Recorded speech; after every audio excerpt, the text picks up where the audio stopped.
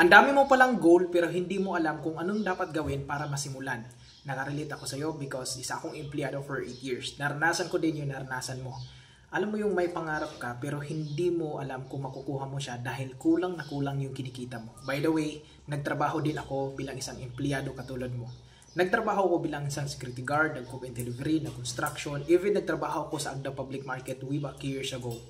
Pero, ang turning point ng life ko, dumating kasi ako sa point na laging kulang, hindi sapat yung kinikita ko. Kaya naghanap ako ng another source of income, which is, may nakita ko sa online. At first, hesitant ako mag-try kasi akala ko scam. Pero good thing of that, kasi sinubukan ko lang siya kahit nagdududa ako.